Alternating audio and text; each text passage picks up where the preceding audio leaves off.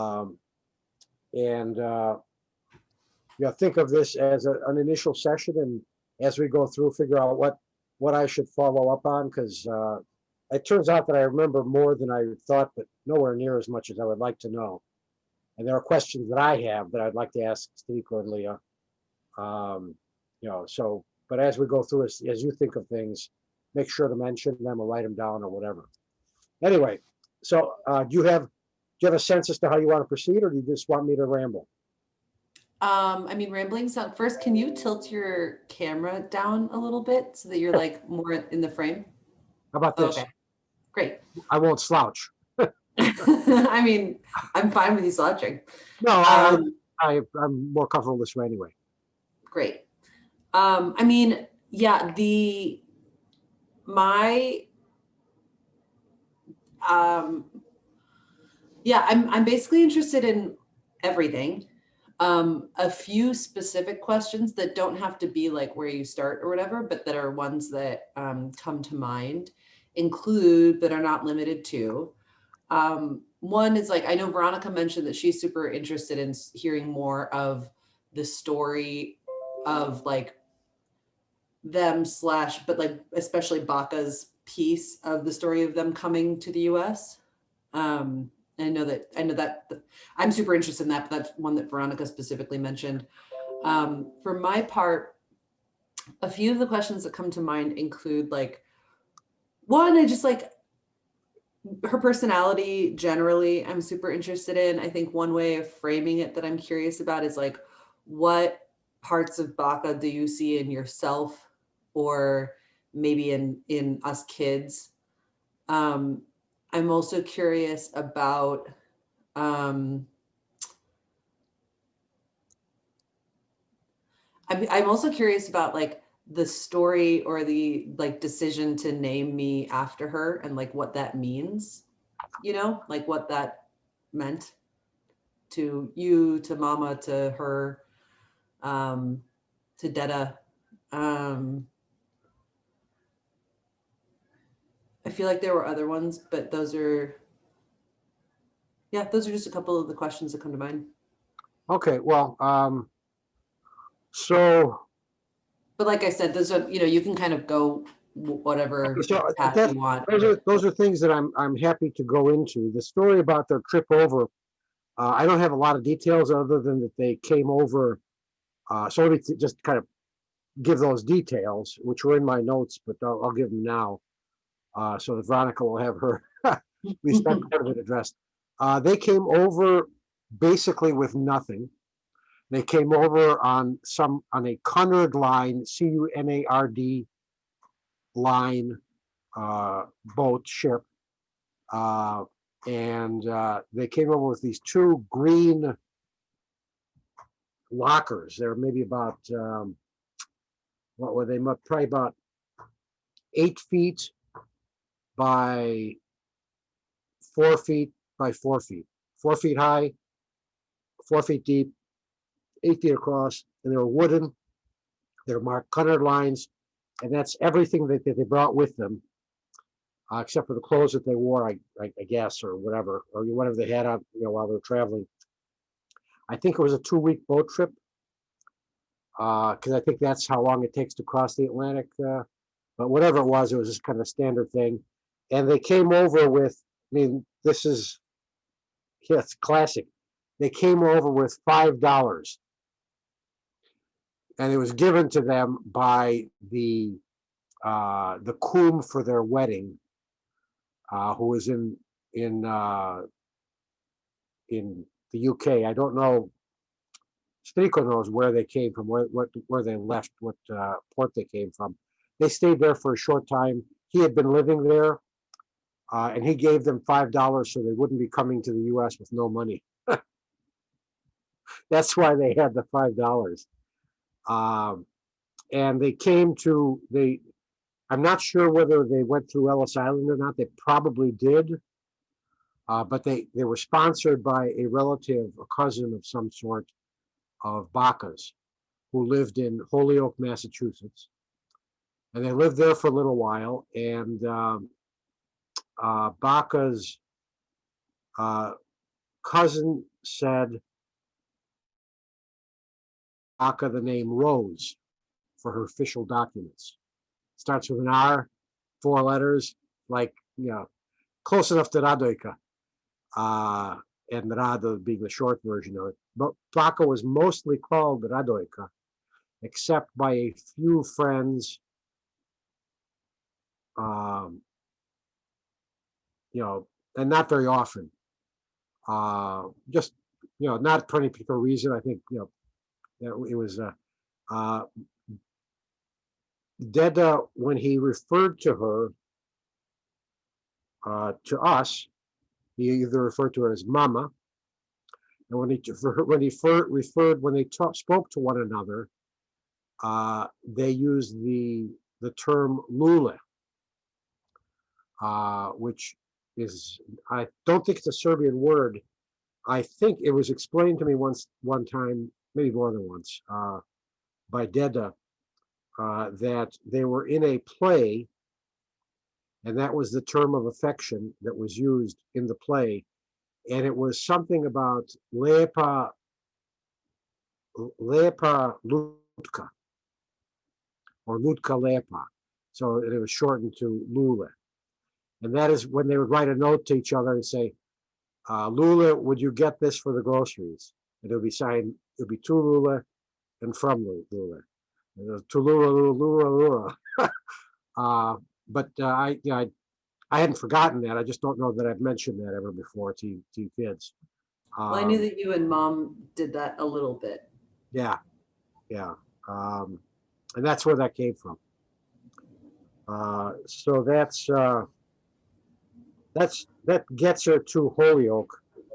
I'll pick up. But yeah, she had a husband and child that she had lost, right? Yeah, I'm going to go back in time to that. Yes. Oh, great. Okay. Yeah, I mean, I just wanted to get that particular, the cross the ocean thing kind of. I probably know some more about that. I know a little bit more about the Mount Holyoke, and then afterwards I know more. But the actual voyage, I don't know that much. I have this great picture of them on their wedding day. I think I passed it along to you.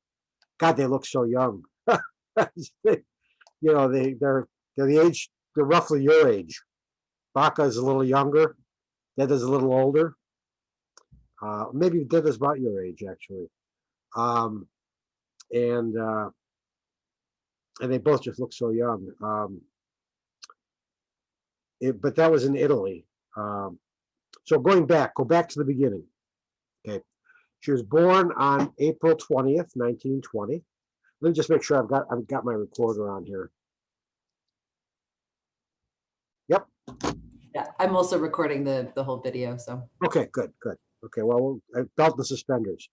So she was born April 20th, 1920, and that was, I think Hitler was born in 1880, April 20th, and we used to tease Baka about being born on Hitler's birthday, which she usually took in pretty good spirits, but every so often she would get irritated by. And there's a legendary story that one time we were at a movie theater and they were showing this biography. It might have been a movie called Mein Kampf, and it was about the book, but it was basically a biography of Hitler. And the story is, I don't know, 8 or 10 years old, something like that. And when it came up and said, born April 20th, 1880, I forgot about the 1880, and I apparently shouted out, "That's my mother's birthday!" Much to the amusement of all. Kind of an echo of which I had not heard at that time, but Deda's story about seeing a train in Belgrade. Oh no, I'm sorry, it was a cowboy movie. You don't know that story? Okay, well, maybe you do. Oh, when the train was coming out? Well, it was. I'm mixing up my stories. The train was the different thing. The cowboy was. There's a cowboy, a silent cowboy flick, and this guy Curtis was the hero, and he was hiding behind a rock. And yeah. Look out! Pazi Curtis. Yeah, and he didn't know how to pronounce Curtis, but that's how Deda said he pronounced it because he read it. Kurtis. Um, anyway, so she was born April 20th, 1920. Born in a little town or suburb, I'm not quite sure. Yeah, well, you were in, you know, Belgrade, Stadi Belgrade.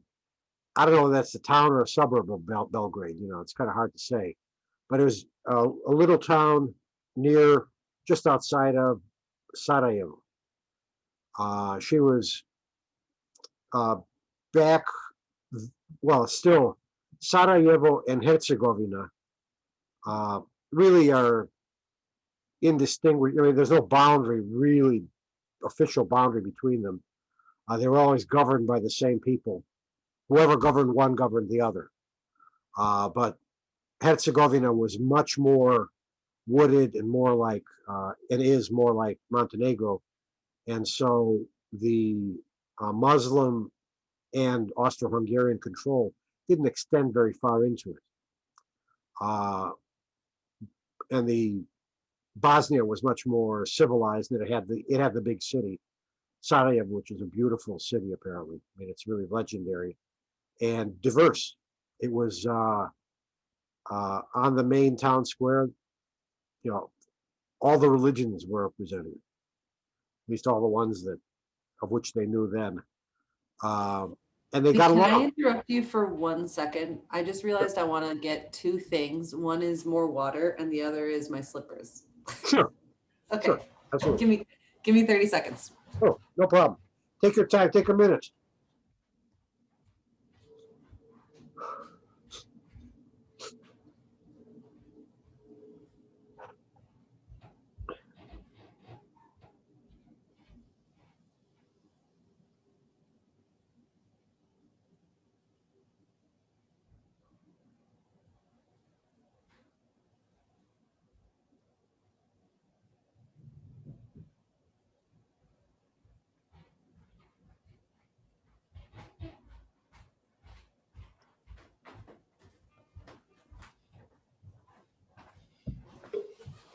Okay, I'm back. Sure. Anyway, so she was born just outside Sarajevo, which put her in a different kind of a situation from Deda's. Deda was born in 1912. And if there's any part of this that you already know, and you want me to skip, just let me know. Deda was born in 1912. She was born in 1920. He was born before the Balkan War, which liberated Serbia and Montenegro fully from Austro-Hungarian, from the Turks. They had different claims on it. And Serbia and Montenegro were definitely Serbian geographically. I mean, that was the heart of Serbia was Belgrade, and then Montenegro was kind of the brains of Serbia in exile for 600 years. And so the Montenegrins really thought of themselves as Serbians. They call themselves Montenegrins, but they were Serbians. They were always closely connected. Bosnia and Herzegovina were a little different.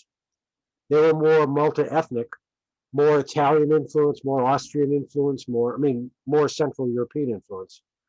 The rural parts were more Serbian. The cities were more cosmopolitan, very cosmopolitan. So there's that difference, kind of a little bit in culture.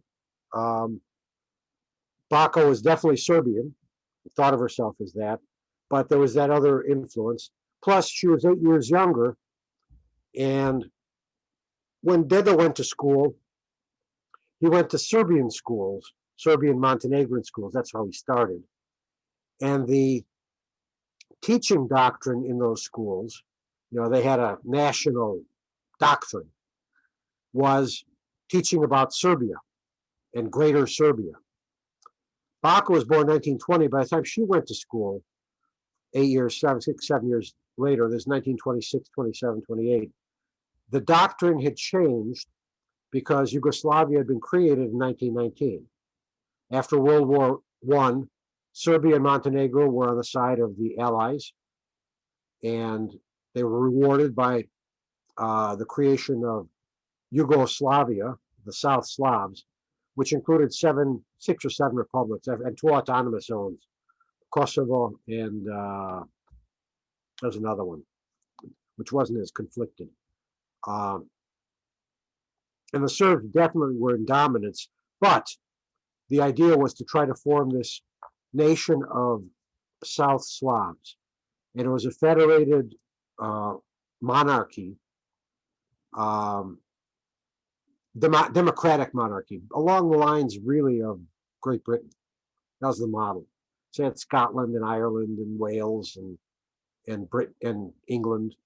You had Serbia, Montenegro, Bosnia, Herzegovina, Slovenia, and in the south there was the Greek one, Macedonia, and then I'm probably forgetting one.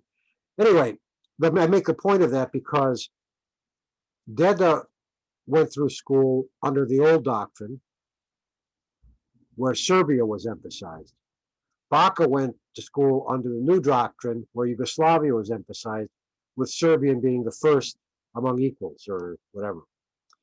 And I realized 30 years later that I could hear that reflected in the songs that they sang and in the little bits of use of language and use of description. There's a difference between Baka and Deda in terms of, they were aligned politically, but they had these little differences that, everything puzzles a kid growing up, but it just filed it away. And then I realized, 30, 40 years later, maybe, about 40 years later, when the troubles began in Yugoslavia and Baka died, I realized that Baka died. Baka was born after Yugoslavia was formed and died before it ended. So Yugoslavia existed while she was living. Deda was born before Yugoslavia was born and died after it ended.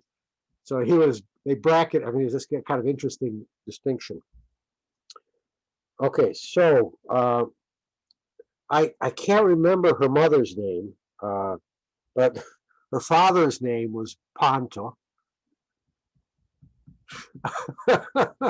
And I remember this. yeah. And her maiden last name was Beatovic. I don't know what the last name of her first husband was. I don't know if I ever knew. Striko and Leah know more about a lot of these things than I do. And I realize for several reasons. But anyway, it doesn't matter what the reasons are at this point. But I don't know what I vaguely remember that it was Anna, but I'm not sure. I'm sure that they know. And apparently she was the only child, and apparently a doted upon only child. And they were apparently people of substance. They had some property, and for that reason, and maybe others, but at least for that reason, and maybe because in order to be able to lay claim to some of Deda's property as well, Deda's family's property, Baka never took citizenship in the U.S. She remained officially designated by the U.S. as being stateless. She would get a green card every year and have to fill out the green card and get deported. Or at least that's the theory, even though she was married to an American. Deda became citizen first day he could. He needed to do it for his job because he was working on, Defense Department contracts, tanks. Why didn't Baka? Because she wanted to maintain her citizenship in the old Republic of Yugoslavia. And so that she could go back anytime and bring back Deda and the rest of her family as a citizen of the old republic, which was and there was a republic. There was a government in exile that existed, but that government fell when the communists were put in power after World War II as part of the agreement at Yalta uh, among Churchill. Tell me when you want me to stop on this. Churchill, uh, Roosevelt, and Stalin got together and they divided up the world.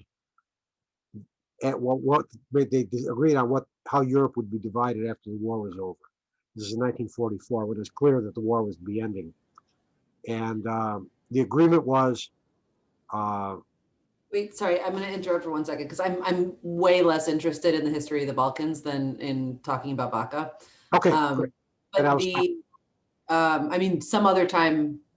But I mean, you actually have told me a lot about this. There's a lot of that stuff I've already heard before. So like that, okay, this stuff is mostly okay, repeated information. great. But her interest in keeping that citizenship, is that an indication of her sort of her attitude about having come to the U.S.? Exactly. And so to give you two more examples of that, uh, she wanted to when she bought it, they bought a sewing machine, and they bought this really nice Singer sewing machine, except it was foot pedal powered because the electricity in Yugoslavia was not the 110 volts. And this was like 1958, 57. This is like 12 years after the war. And that's why she bought that. And we had that. It was a beautiful machine. And she did some sewing on it. And she also, I think there was a point when, and I forget when it was, she decided she wanted to make some extra money. And so she was going to knit things. And she bought this knitting machine that, again, did not use electricity. It used hand power to do it. And it was, again, so that she could take it back to Yugoslavia when we moved back. And I'll skip ahead in the story and say that it seemed really clear that she didn't think much. She thought less and less about that as time went on. And when Striko and Mary got married in 1976, for some reason I realized that she realized at that point we weren't going back. And I mean, there was something there, and that made me think that. So, What uh, year was it that they came to the U.S.? 1950. They came on February 20th, 1950. Okay. And so it was 26-ish years before she realized that she wasn't going back. That was my feeling at that time, Yeah. and And so definitely, go ahead. well, and she definitely thought that in 1960, which was 10 years after that. Because that's when she was buying these things. Yeah. Cool. So you started asking me. And you were wait, is there a way to make the camera not bounce so much? Oh yeah, I can stop bouncing my leg. That seems unlikely. Well, well, I don't know. It's Okay. I'll stop. Um, I can do it. I can do it. I can do it. no, it's fine. It's fine. It can just bounce. That's fine. And so if it was February and you were born in December, so then you were presumably conceived like as soon as they got here. Within a month or so, yeah. Yeah. Yeah, Cool. I was conceived here in the U.S. Fully American. Yeah. And uh, so, getting back to her childhood, uh, so she had parents of means, and I think she was reasonably well educated for a woman of her generation. You know, she had really lovely Spencerian handwriting, and that's what they taught. The long lineups, short, all that stuff. Uh, Prettier than Deda's, um, and not all girls were schooled then. So she got schooling. Um, she married at 16 to a guy who was 30, which was not that unusual. There was a tradition in Montenegro and Herzegovina for men to not marry until they could support a family. And so often that was 30 was not that unusual. He was an officer in the military, a career officer, apparently. That's my understanding. And I don't know, for some reason, I have the idea that she lost the child that died relatively soon after being born, and that it was during the war. She would have been 20. Oh, she'd have been 19 when the war started, and uh, the death rate of officers in the Serbian army who were officers before the war was very high. And she had gone into and many of them went into the anti-war movement as Baka did it, called into the forest, into the Gora. Uh, and she went probably with him and may have, had the child while they were, in the woods doing their, resistance. It was a really bitter. I mean, it's the bad. It was really, it was an awful. Germans did, other than what they did with the Poles and the Ukrainians, and then within Germany, they did actually stuff just as nasty in the Balkans. And so, it was really a horrible time. So she spent the war there in the forest. I don't think that she met Deda there. They met. I mean, what I kept hearing many times was they met in the hospital. They both had gotten very, very ill. They were weak from being, malnutrition and stuff like that, and there were all sorts of diseases that were running rampant.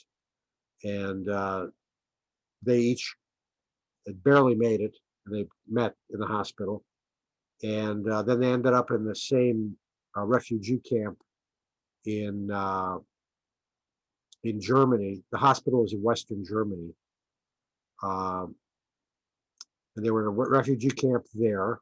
And they moved down to a refugee camp in Italy, and there they courted her. She was living with this guy who had a daughter, roughly a little younger than Was the Baka, but hospital in Germany? the hospital was in Germany. These refugee camps were in Italy. I'm not sure if I said that right, but Oh, I thought you said one was in Germany and then one was in Italy. right. No, the hospital was in Germany. I think there was a refugee camp where they went from the hospital and stayed there for a while.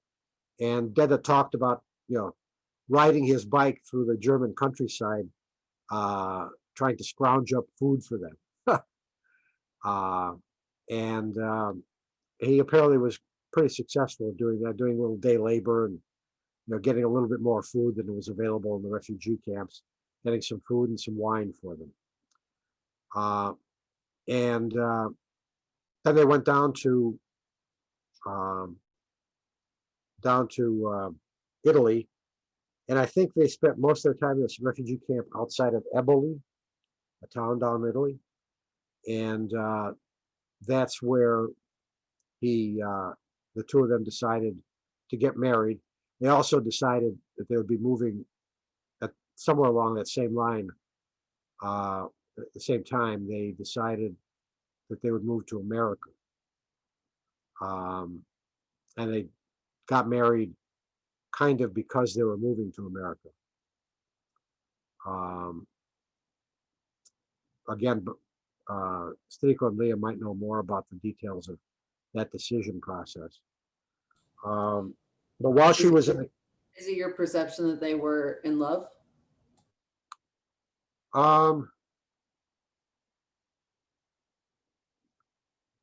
yeah, yeah. I mean, well, I know that uh, they they refrained from public displays of affection.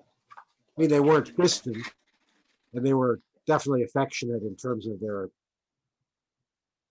act, act their relationship that they expressed, the actions between them, um, and um, they were very much committed to one another. And I mean, I think,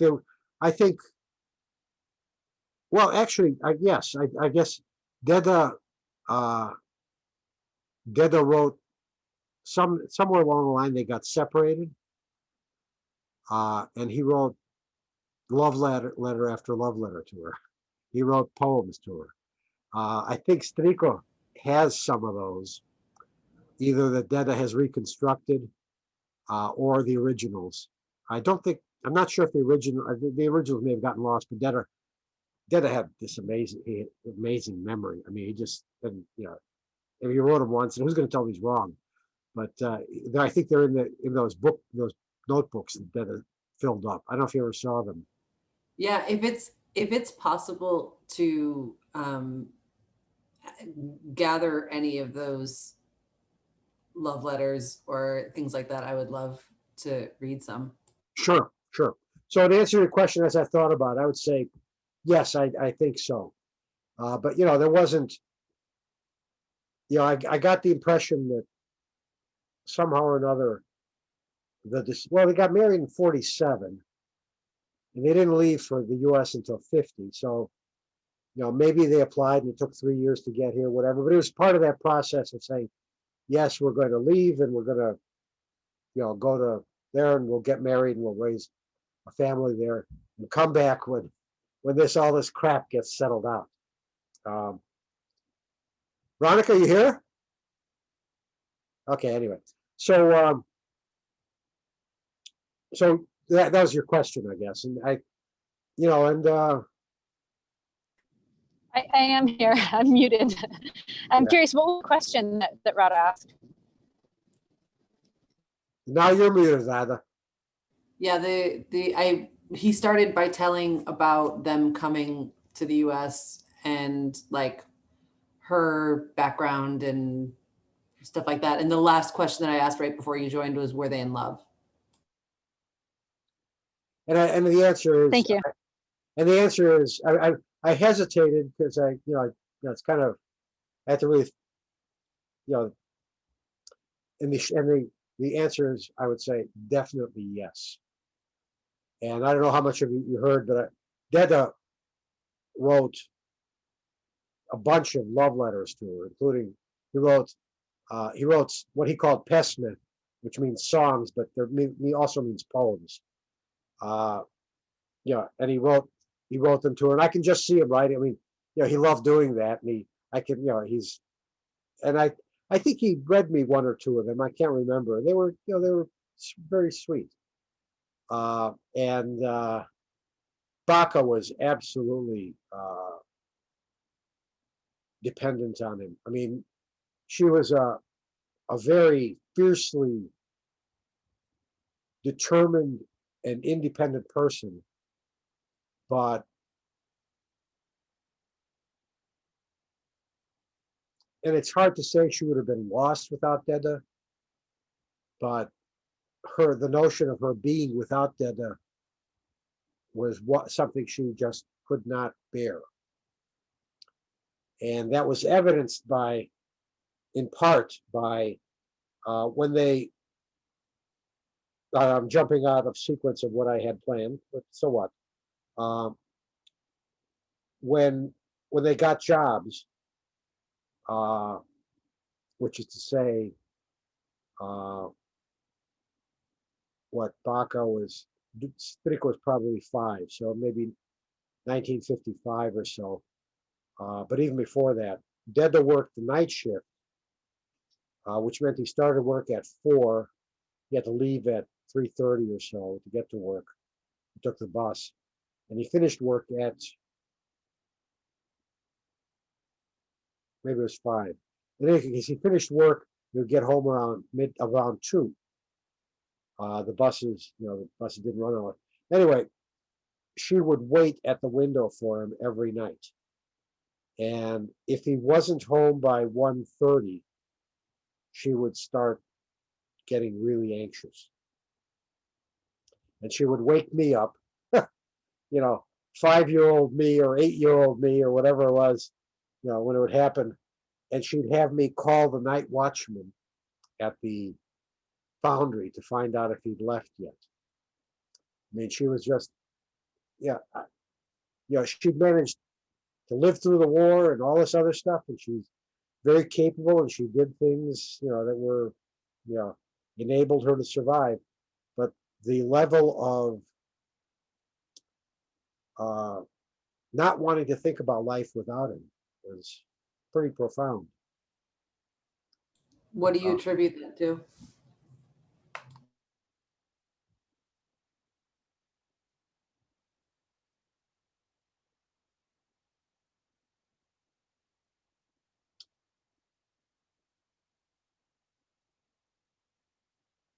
I don't know. I mean, why does one person love another? It's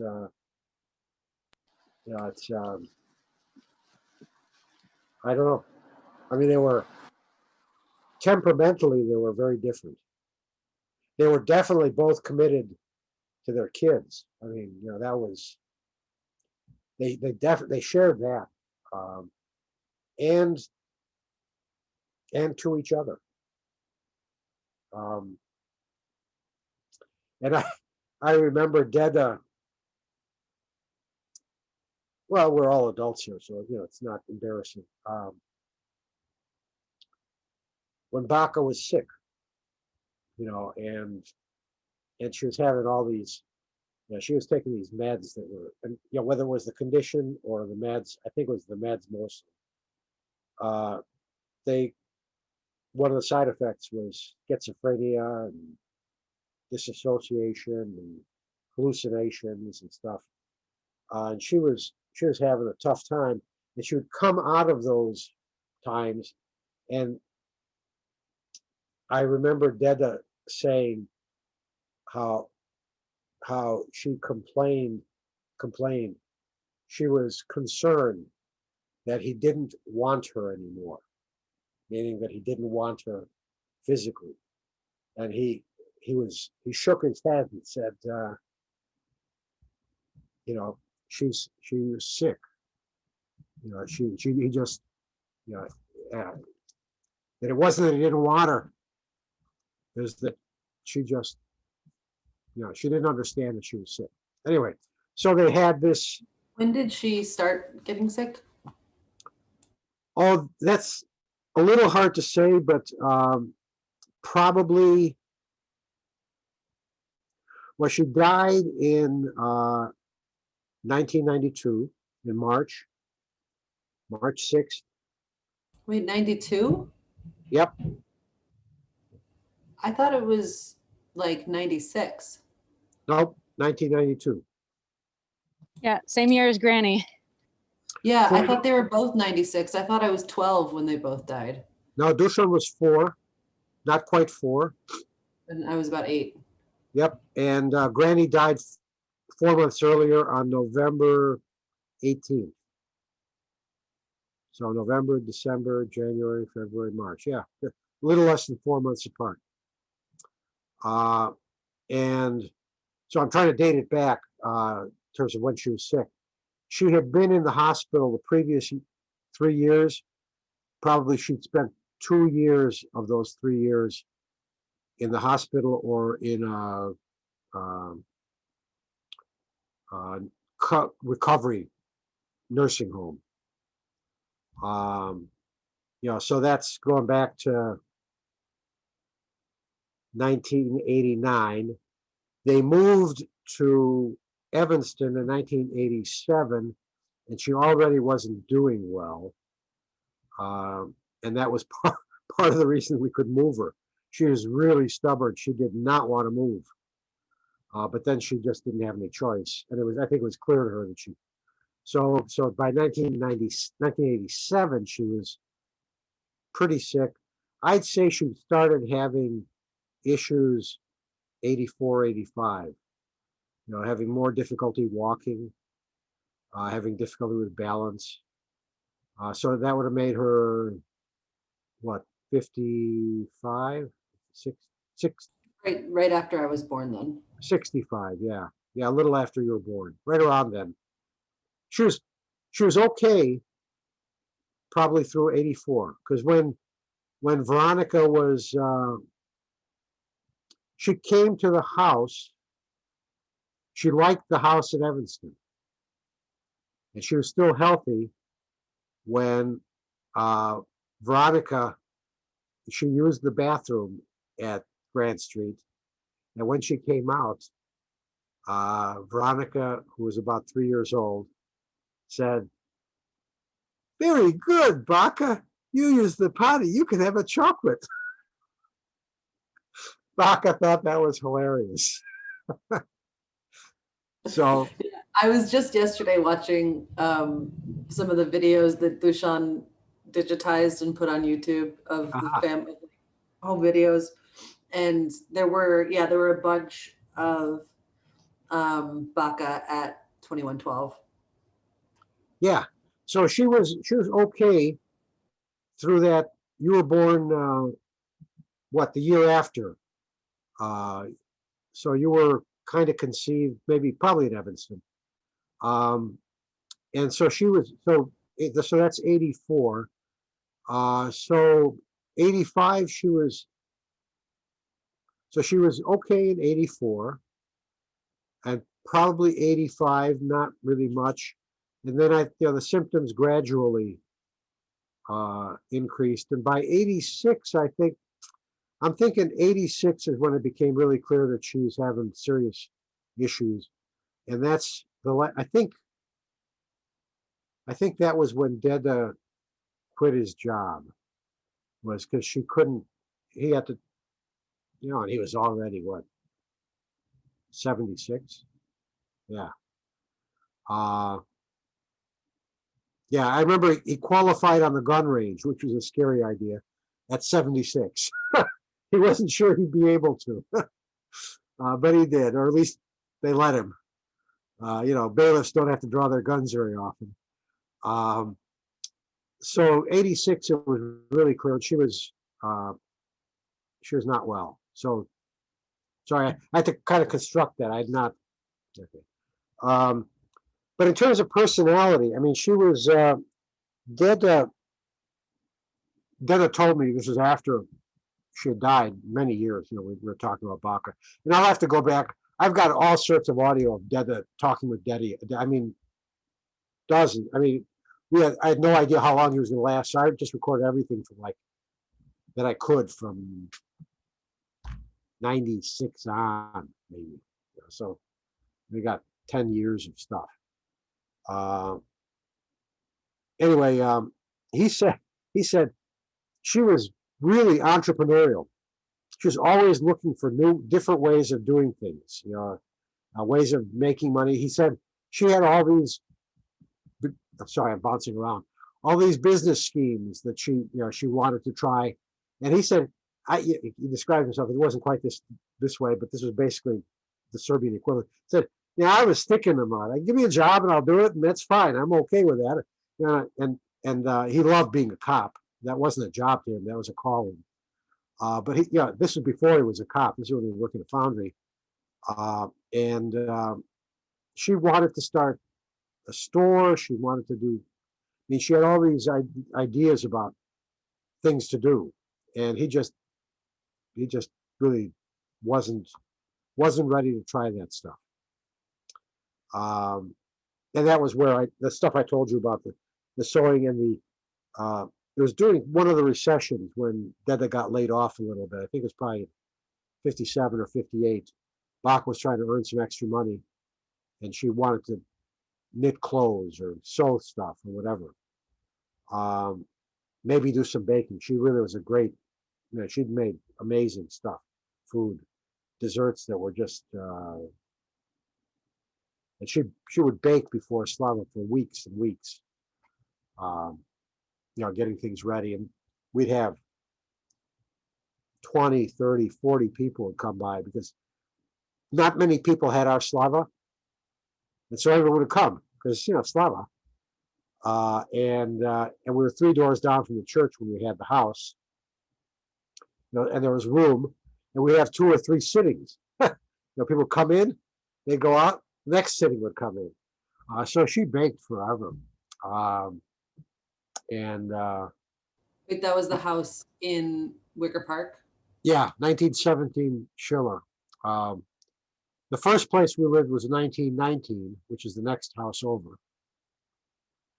We had an apartment that we shared uh, with the guy who turned out to be ended up being, well, I guess he was my godfather as soon as they shared it.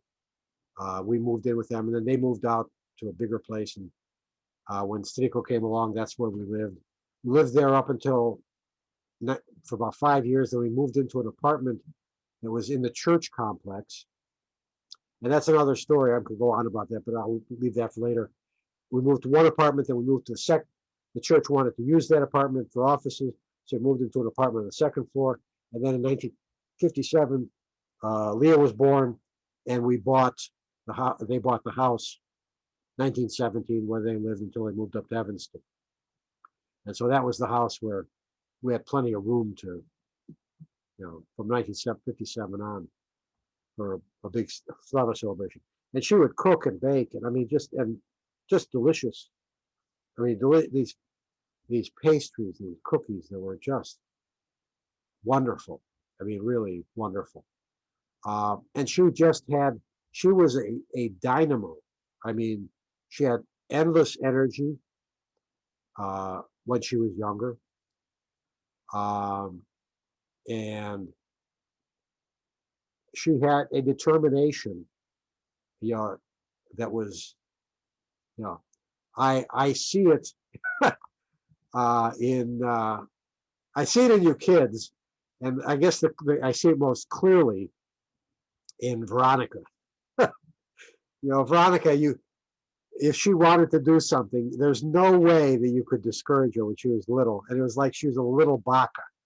And I think Baka recognized that and was amused by it when. Uh, but you know, so that's I'd say you have some of that.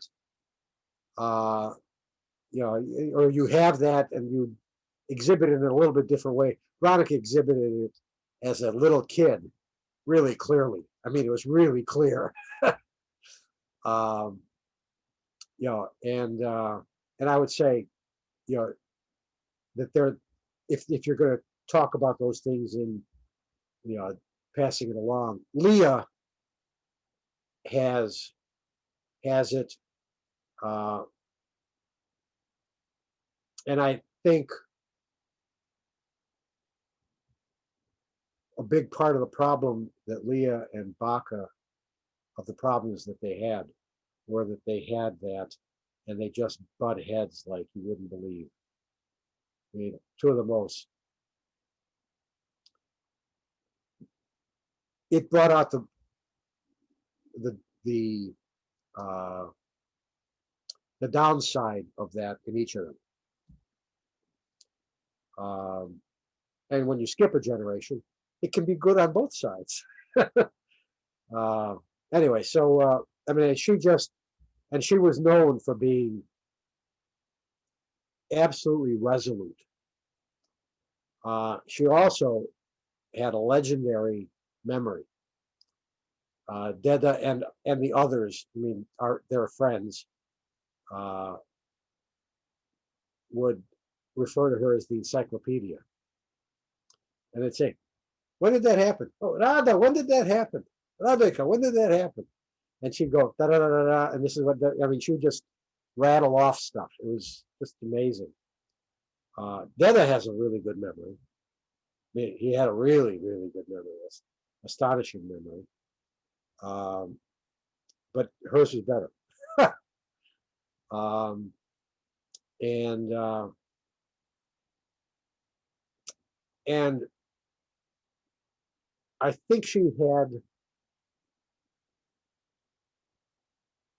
something like, I don't know, PTSD isn't quite right, but she could get really anxious, and she would, worry about Deda uh, coming home late at night.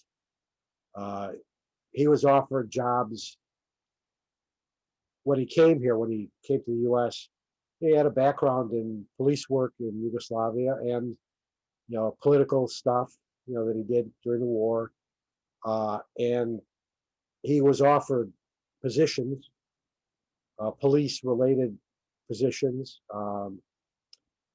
I don't know the details, but I think he was offered positions with the U.S. government, and CIA like stuff. I mean, I'm not sure it's CIA, but because he knew that he was in a position to know that kind of stuff. He worked as part of his police work was working as for the security unit for the Prince of Yugoslavia and for some of the political leaders. Secret Service kind of, but he would. That's how he Deda got his developed an interest in opera because the Crown Prince liked opera, and Deda would go with him to the opera, and he'd stand guard and he'd listen to the opera, and he became an opera buff. He loved opera. Uh, and he was in a position to, and when he was offered those jobs, which would have been much nicer jobs than the factory job that he got, Baka said, no way. She could not do that. She couldn't have him be involved in police work. Just, you know. So she had that anxiety. They also were worried that because they were how sick they were, they had these their fevers spiked to these really high levels, delirium and stuff, and they thought they were going to die. They weren't sure they could have kids, and so they were thrilled when I came along. At least for a while, they were thrilled. Um, and when Striko came along, they had two, and Baka relaxed. At least that's my impression. And so there was a period of time uh, when she actually was relaxed and happy, and and And then Leah came along. well, and Leah came along. It was still good, but then when we started to leave the house, no, let's go forward to a few years. When I went off to college, and really basically didn't come back. I came back the next summer, and then the rest of the time I lived on campus, and would all come back to visit. Uh, and then Striko left. But when I left, uh, that anxiety started to build, and I think her health started to decline a little. Uh, she didn't she didn't like exercise. She wasn't interested in sports at all. Uh, she she was annoyed that everyone else in the family was interested in sports. She would say, "What bread does that? Kakov chleb tzara di talopta? What bread does that ball make for you, provide for you?" Uh, and so she didn't take care of herself physically. She wouldn't go to see a doctor ever, aside from the 3 times she went to deliver kids. Uh, and so she never got any treatment for anything that she had. And it turns out, I don't know if you know how much you know about her physical condition, but when we finally got her to the hospital, then she just, it just was impossible to not take her to the hospital. They couldn't believe she'd not been hospitalized before. Turned out she had one kidney that was completely calcified, and that she had had urinary tract infections probably for the previous 20 or 25 years. She'd get over them kind of, and they'd go back up into the kidney and then come back down. I mean, she never really got over them. So she had ongoing kind of these things, and no one could make her see a doctor, and but she was happy until we started going to college, and she was healthy. And then she was happy again when new kids started coming along. I mean, she just was so delighted um, when with Sarah and Veronica and you. By the time Dushan came along, I'm not sure she was not in she was in terrible shape. So I'm sure I don't remember her being, but I just remember her just enjoying you kids so much. Um, and that was kind of it was looking back at it now, that period. I'm gesturing here. There's two periods. Between roughly 1953 when Striko was born, and maybe when I was born. I don't know before Striko was born. From 1953 to about 1967 when I went off to college, things were. I just remember. I remember she had fun with her friends. We'd had celebrate New Year's at the house, and these friends from across the park would come over with their daughter, who was a little older, was kind of a big sister to us, and then they'd finish off. They'd sing and they'd bring in the New Year, and I remember Deda holding up this bottle of Chianti and saying, "Hey, Milita, look, we finished it off." And Milita said, "Ah, here's some beer."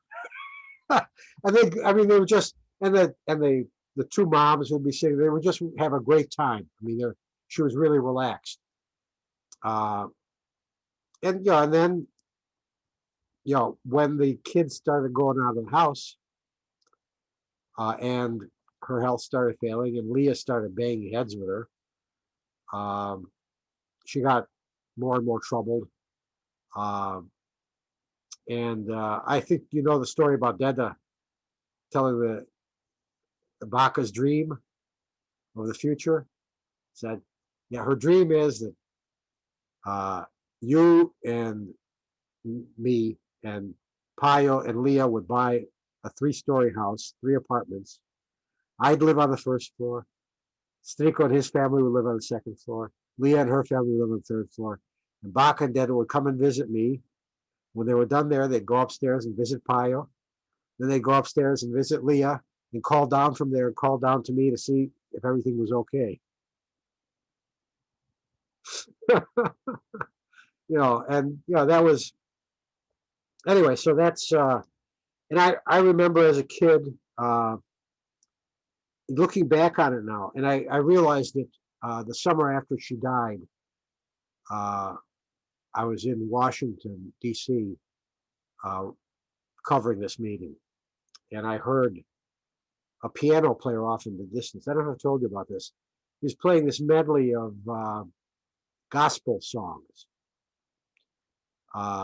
Cotton fields, when the cotton balls are out, you get, and just a whole bunch of songs like that. It was going from one to the other, and I'm working, and I keep listening to this, and I'm being pulled away, and I'm trying to work. At the end of the day, I'm pulling together my notes from the day's work, and I keep hearing that, and I realize they're playing these gospel songs that Baka loved, and I realized this girl from outside of Sarajevo loved gospel music.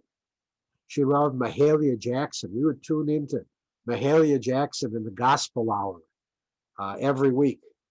Tennessee Ernie Ford, white gospel music. I mean, she really loved it. I mean, she thought Mahalia Jackson was a saint. I mean, I don't know if you know who she is. She was one of the first blacks to have a TV show. Um, so it was it's just, there's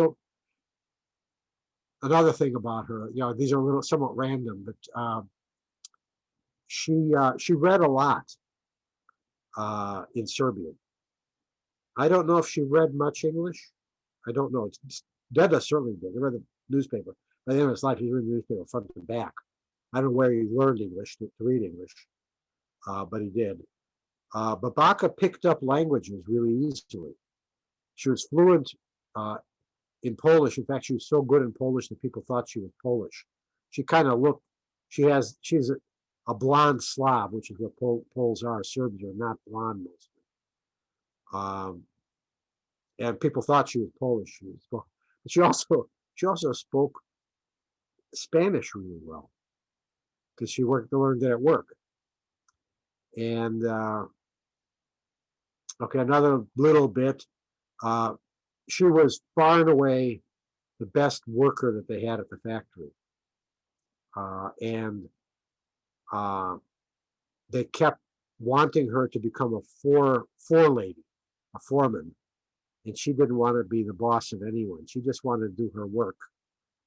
And, and so she kept declining. And part of it was that she was far and away the most productive person. They were hoping she would be able to help everyone else become more productive. And the other part was that she could talk to the people, and she got along well with the people. And she found ways to be really, really productive. And she convinced them not to pay her by the hour, but to pay her by the piece.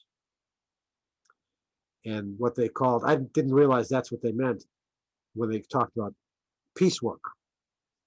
I had no idea what that meant. But what that meant was that she would get paid by how much she produced rather than how much time she put in, because she wanted to put in fewer hours so that she and Deda could do tag team parenting. He worked in the evenings.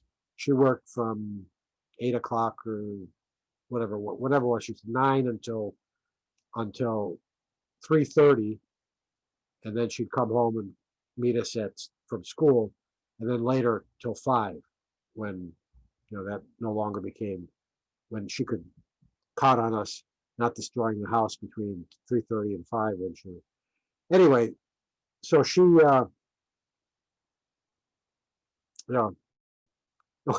when I applied for college, this is getting a little more random. I've got it more organized in my notes, but whatever. We had to put down our the occupation of our parents, and I put down. I knew what Deda did. He was he's a machinist. Worked in a foundry. He was a machinist, so that was easy. I said, and I didn't call her Baka. I said, Mama, what do you do? He says, why do you need it? I said, you need it for this. Well, I don't know. I make, what's your job? And she said, oh, I'm a wire puller. A wire puller. Yeah, you're muted, by the way, so I can't hear you laughing, but yeah. She's a wire puller. Yes. And so that's what was on my application to college, was my mother is a wire puller.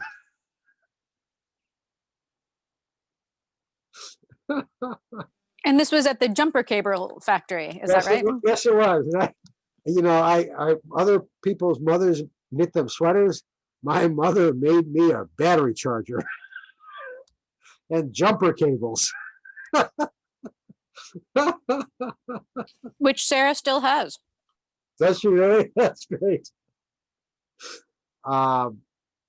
Anyway, so that's jumping around, but I just remember I mentioned the stuff about music. Let me just close a little loop on that.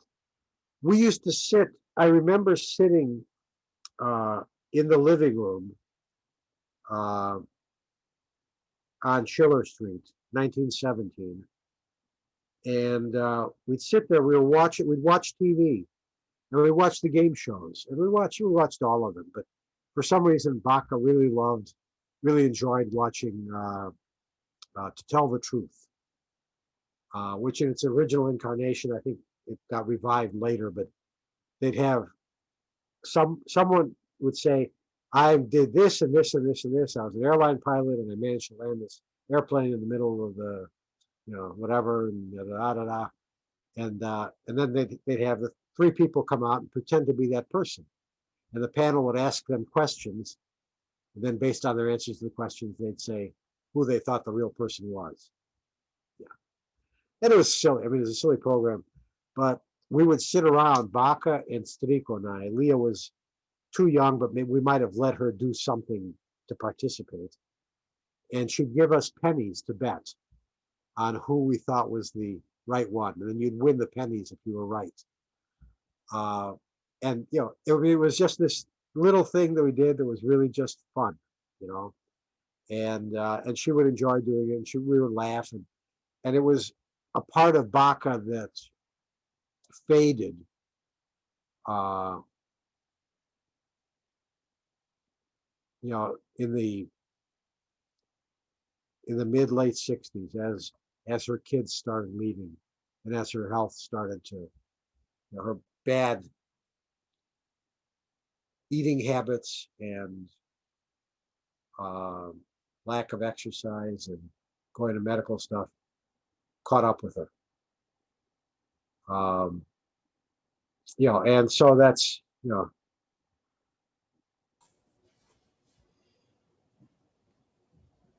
that's, so there's, that's, oh, and What was what was your relationship with her like?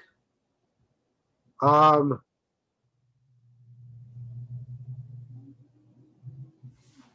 it was good. I mean, I got along well with her. I got along well with Baka and did.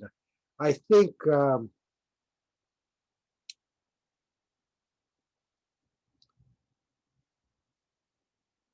let me just say one more thing about her relationship with Deda. When Deda was past some kidney stones, Deda had, he got bronchitis once that was pretty serious, and he got kind of bedridden with that. And she was worried, and he was worried too. And he was, but that was understandable. He passed kidney stones, and they didn't know what it was. I mean, he was in great pain, and someone said to Baka, you know, kidney stones. That's that the stones get made out of salts.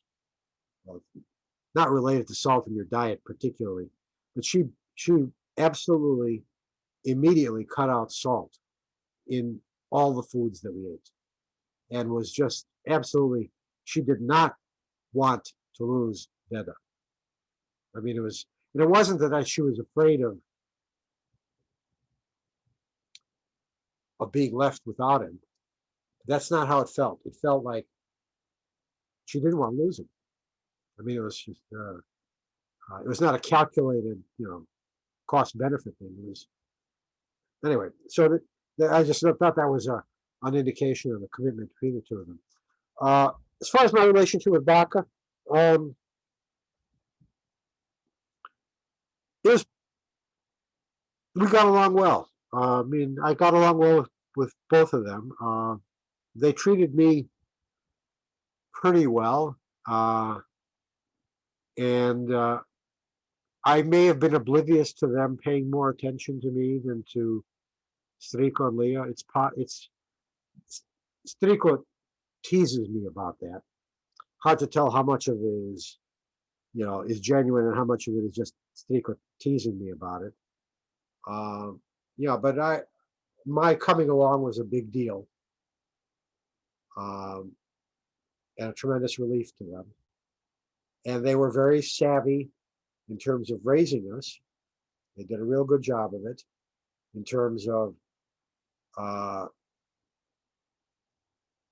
they told me that I had asked for Stico to be born, that I wanted him, that I wanted the way they said it was, I like the Cisco kid and his sidekick Pancho. The Pancho, I forget his last name, but they were this this popular cowboy show, and they told me that I asked for a little brother who would be the Pancho to my Cisco. Pancho was the comic relief to Duncan Ronaldo, who was the suave Cisco kid. Uh, you know, uh, and and they made a point of never pitting us against one another. At least that was my experience. If there was a squabble between the two of us, we both got punished. And I thought when I had my own kids, I said, it's better them against us rather than them against each other. And Mama's experience certainly reinforced that, but I was already convinced before that. And I don't know how well we managed that, but I think we tried doing that. You're squabbling, spank all of you. Yeah, we definitely all Uh, hate you guys. So you nailed it. Yeah. Yeah. So the and they were, and they, so there's that on the, and they did stuff to, they were committed to us and they did everything they could. Um, I am on the, one of the things that I suffered from was they relied on me to help them navigate through a lot of the stuff as immigrants in the U.S. that they needed to, so I had to be their interpreter at the bank or at the store when they were trying to get things on layaway, or trying to navigate any bureaucracy of any sort. And I had no idea. I mean, I was 5, 6, 8, 10 years old, and for the most part, I by the time I was 10, they were already pretty, acclimated to stuff. But that early stuff was just really hard. I mean, it was really, I look back on it, and it was just, I hated doing it. I mean, I had no idea what I'd go in and I had no idea what I was talking about. And there was a lot of responsibility, no authority, and really not a knowledge about what it is that I was actually responsible for. But it was a pretty good relationship. I think I think Striko's yanking my chain mostly. Yeah, I'm sure he has some grounds for some complaints. Uh, but Deda loved telling the story about his mother, Mirosava, who had 7 kids, 8 kids, 8 kids, I guess, seven who lived to adulthood. Um, and they would ask, he said, they'd ask her, which of your kids is a favorite? And she would say, oh, no, it's like asking me, which of my fingers is the favorite? Which one, if you cut it off, wouldn't hurt? And so, I mean, he told that story repeatedly. So I don't think that there was, Striko did get some grief because when I came through, uh,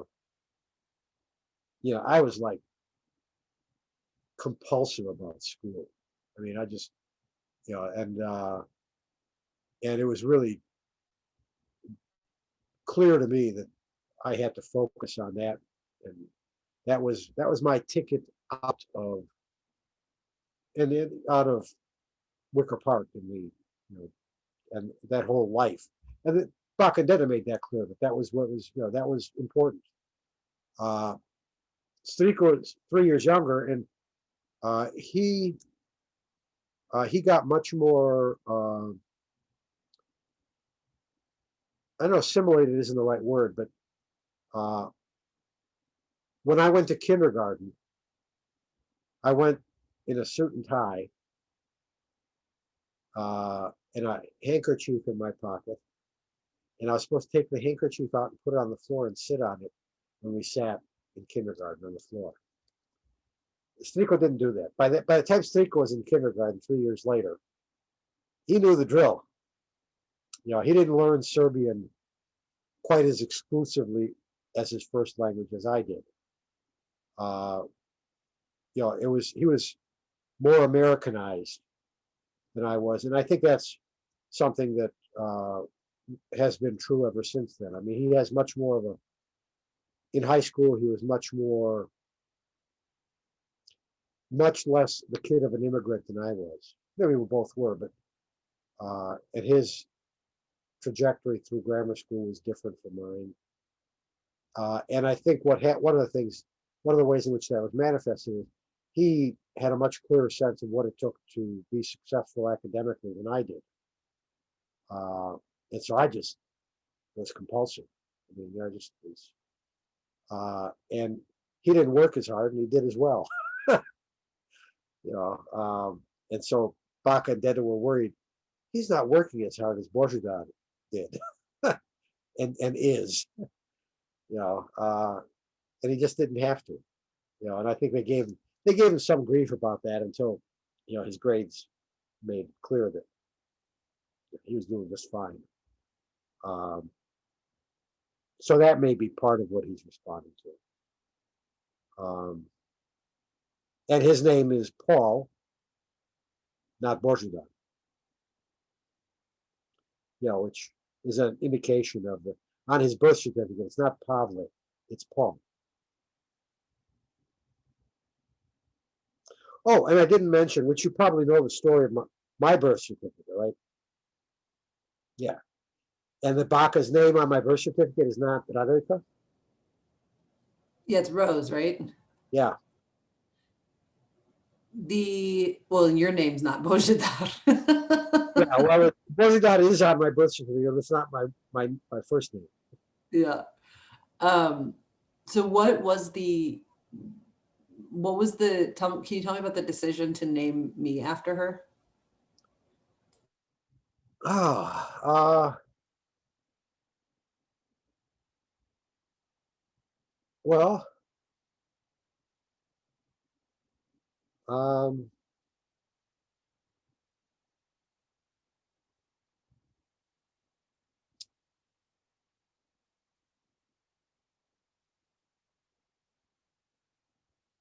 you know, I don't remember much about it. I don't really remember much about any of this decisions.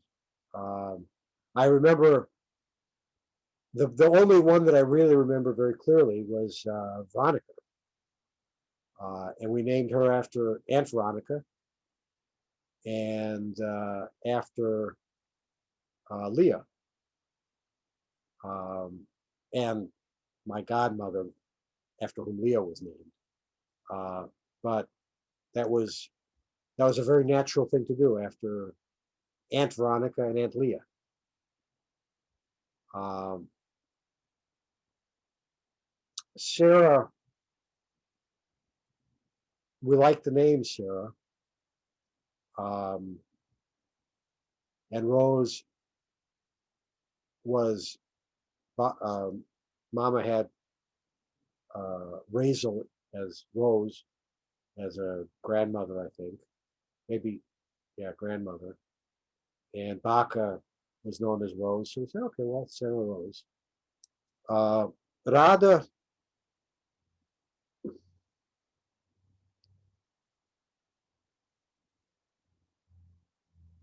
you know, I don't know how we came up with Rada or Dushan.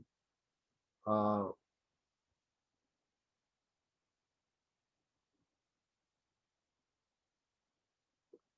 I know that, I mean, we were going to name uh, Dushan after Striko, Paul.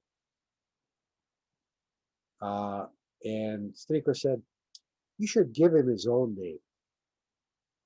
You know, he should have his own name. And so we ended up with Dushan. We got through several, you know, and then made Paul his middle name. And I think that was a good decision. He said, there are enough Pauls in the family already.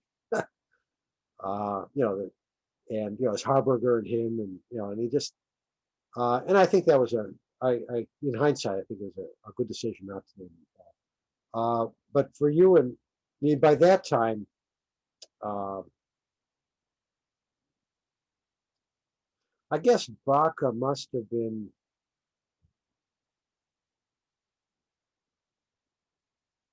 maybe not. I'm not, I was gonna say Baka must have been beginning to not feel well,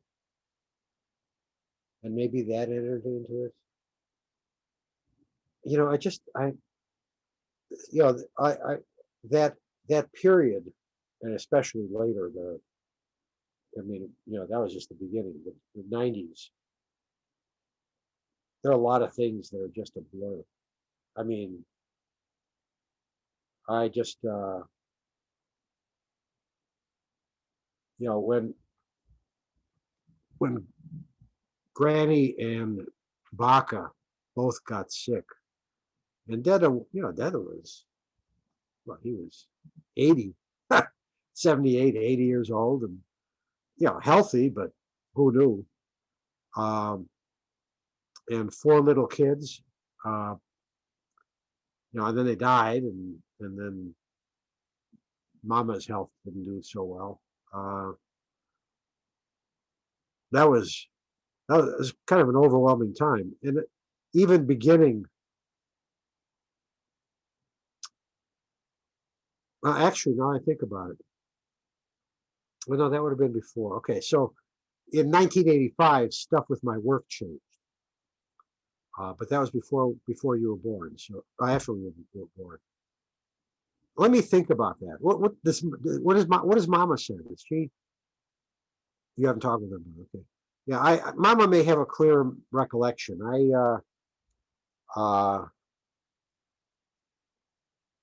I'm trying to remember because at that time Mama was not working, not much, and I was working a lot, and I just I don't know. I mean, I'm drawing a blank on it. I like the name Rada. I mean, it's a great Serbian name. I mean, and I, one of, not only was Baka named Rada, but there were a number of Radas in the community, including the priest's wife, who is one of our closest friends.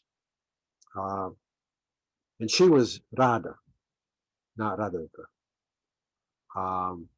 And we decided Rada rather than Radojka, because Rada would be a simpler name, someone that, people wouldn't stop people. And, they notice it, but, and call you Rhonda maybe. But it wouldn't be like,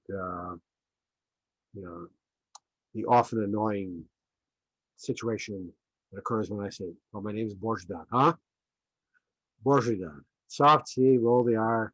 I mean, it's like, oh, you mean, and then, so, I mean, it had that appeal. It's a great name. I mean, it's joy. And going back to the Sanskrit, it's pretty great too. So, although, I mean, I know that those last things that I said were definitely things that were in consideration as to what made it an appealing name. And I thought it would make Baka happy. We thought it would make Baka happy, which it did. I mean, I just remember her coming to, the way I remember in the moment right now is the first time she came to see you, and we introduced you as little Rada, and she just lit up. So, it turned out to be, I'm not sure that, I'm not sure how it came up originally.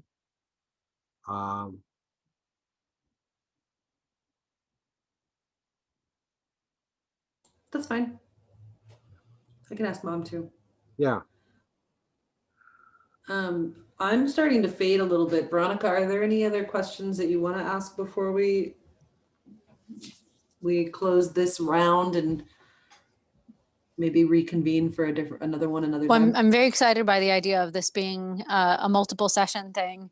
Oh, It's absolutely. yeah, it sounds like I may have missed some of the crossing to the US story. So I can do my homework and then prepare questions for next time, by listening to the recording. I'm curious a little. Yeah, well, I think you can listen to the recording, and I think Tata's also gonna do a little bit of his own research with Striko and Leah, because he thinks that they have a bit more memory on it. Oh, as nice. well. Yeah. Wonderful. And it'll give me an opportunity to find out why Leah is mad at me. So, Good luck with that. yeah, well, if you go down that route, you might not get any information about Baka. Yeah, well, it's really just it makes me sad. But what can I do? And I may be. I don't think I'm misjudging it. I may be. It's Leah is. Um, Just remember that you are on record right now. yeah, yeah.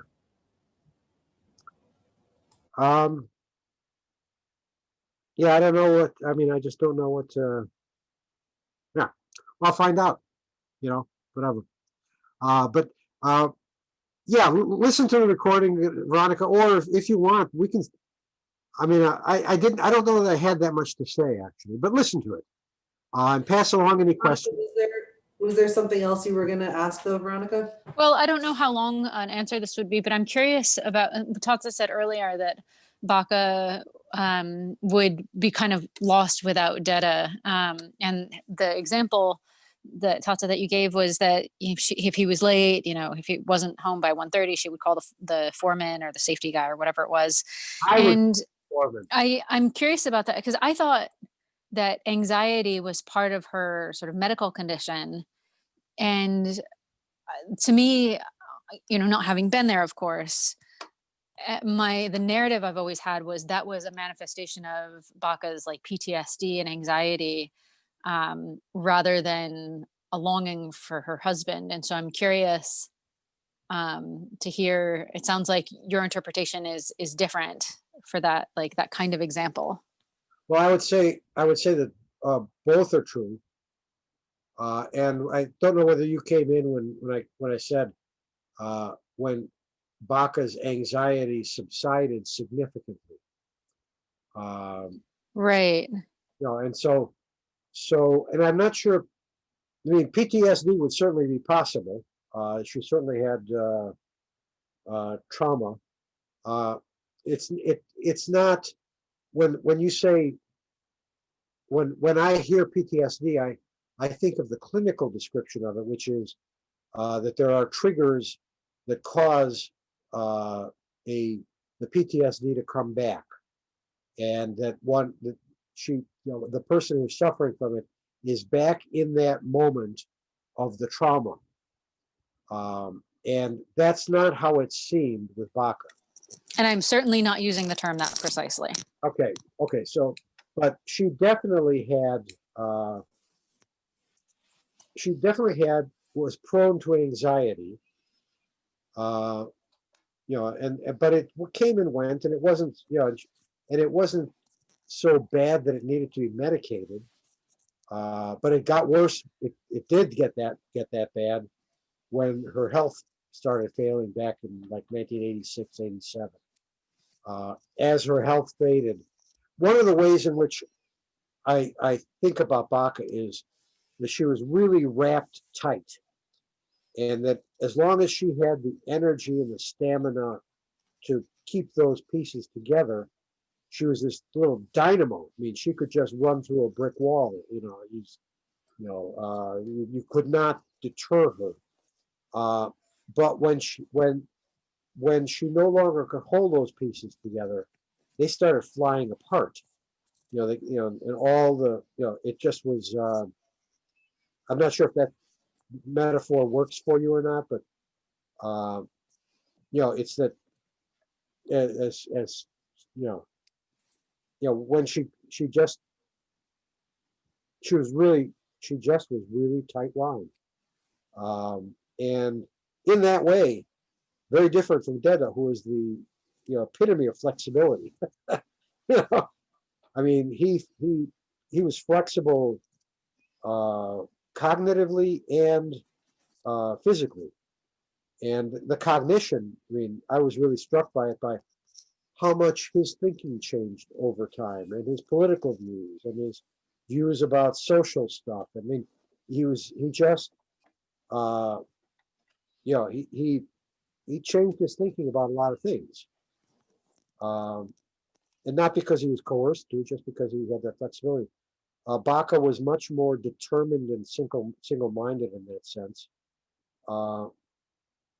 Anyway, and in terms of when she would have me call the night watchman or the whatever, the security guard, um, she was worried about him, uh,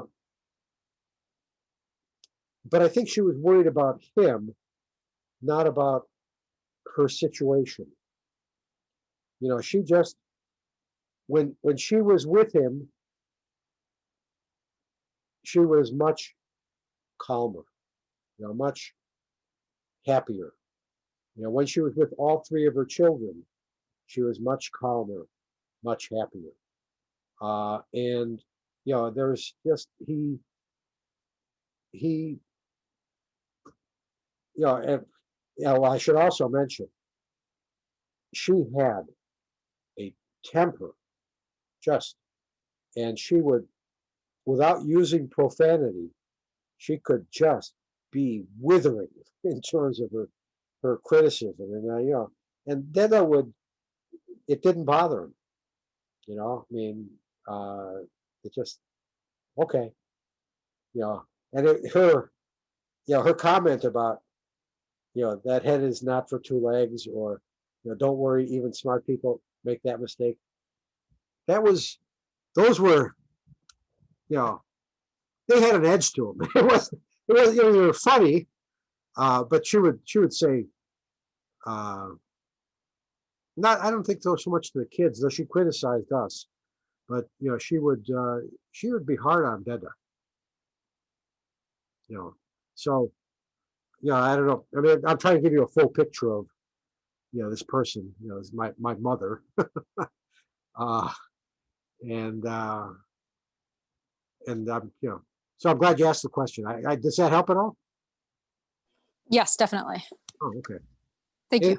Anything else? I mean, I jumped around, so Yeah, well, that's okay. My last question, what about her do you see in yourself?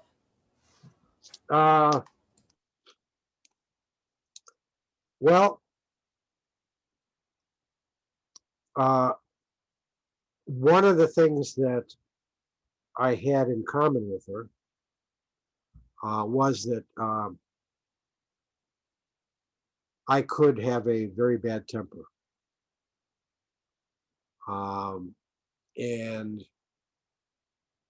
uh, that that arose up into college, and then somewhere in college, I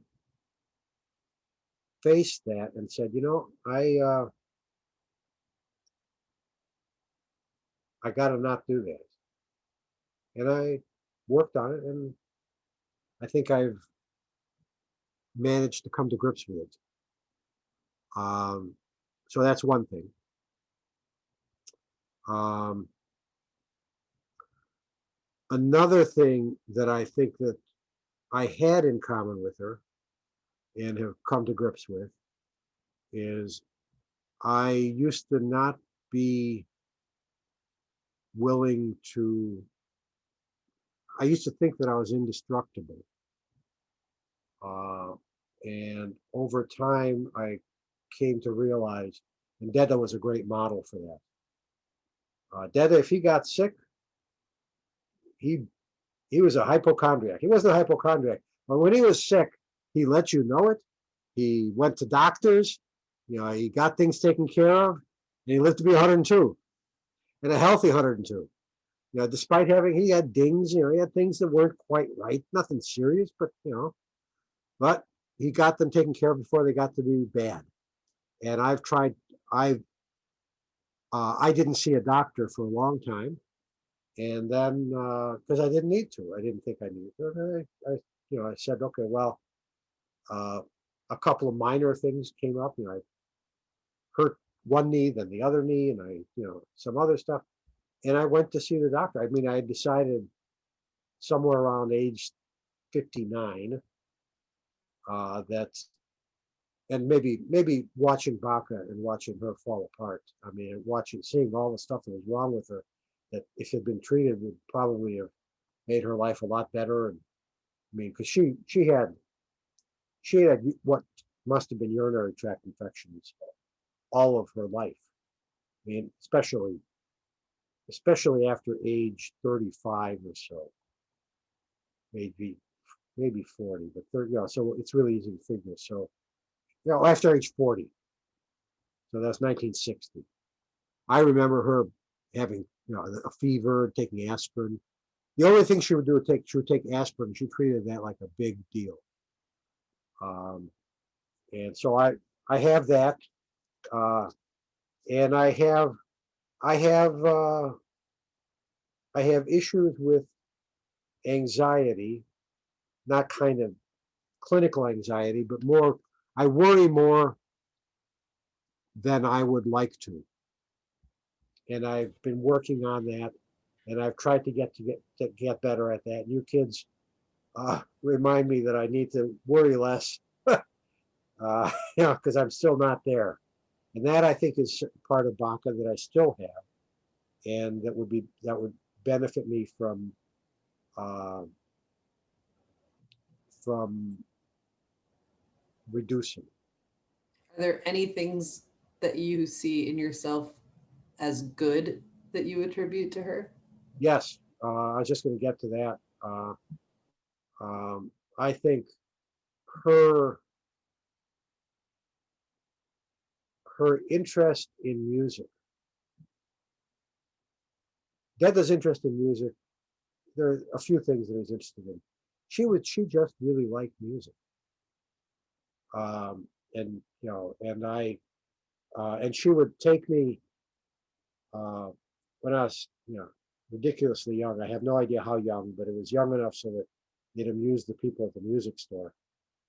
We'd watch the hit parade, the shows on the hit parade. So maybe I was 4 or 5 years old, and we would go to buy a record off the hit parade, and she'd take me to the music store, and they would ask, "What's the song?" And I'd say, "We don't know what the name of the song is."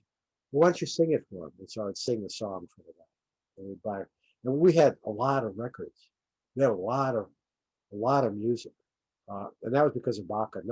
Deda liked Serbian songs. He liked opera, but beyond that, not much.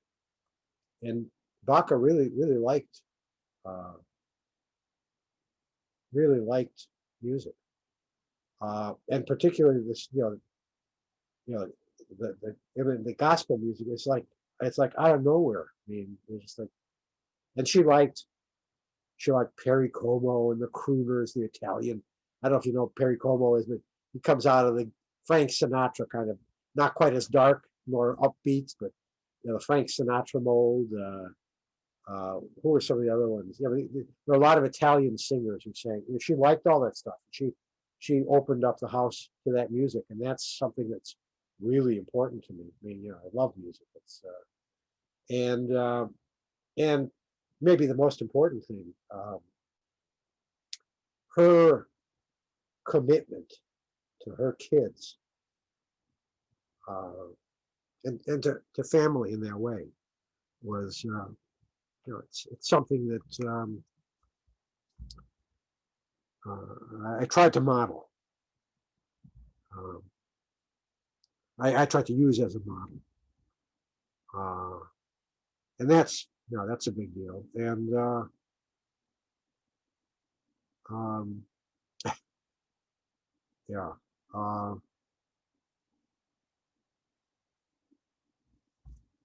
and she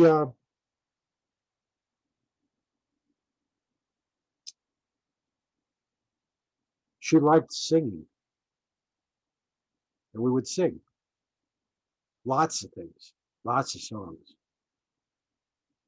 and I like to sing.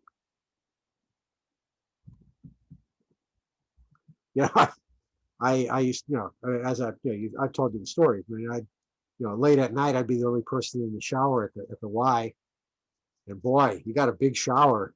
You sound great. Everybody sounds great in the shower. At least I think they do.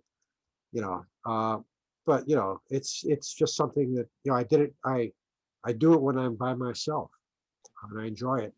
And she encouraged us to do that. I think we've heard you sing a few times too. Yeah, well, I didn't want to bring that up because that might be a sore topic. it's funny now. But yeah, no, I mean, I just, no, Either at the Y or in the car on the way to school, right? yeah, well, it was I mean, on the drive back from the Y, I would sing,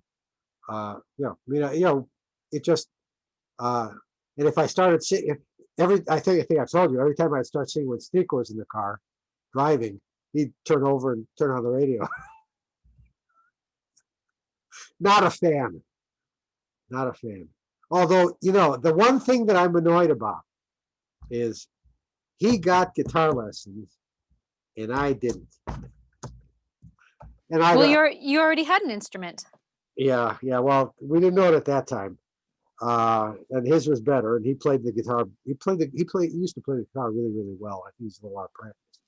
But no, the reason that it happened was Baka and Tata had no money, and they never even thought about music lessons. And by the time Strico, so when it would have been time for me to have music lessons, I was already, there was no money, and we were going on. By the time it was time for Strico to begin, at least as far as they were concerned, music lessons. They had some friends whose kids were getting music, learning how to play the piano and stuff. And so they said, oh, well, maybe he should get music lessons. And he did. Anyway, I'll get that off my chest. But no, I think that those are two things. And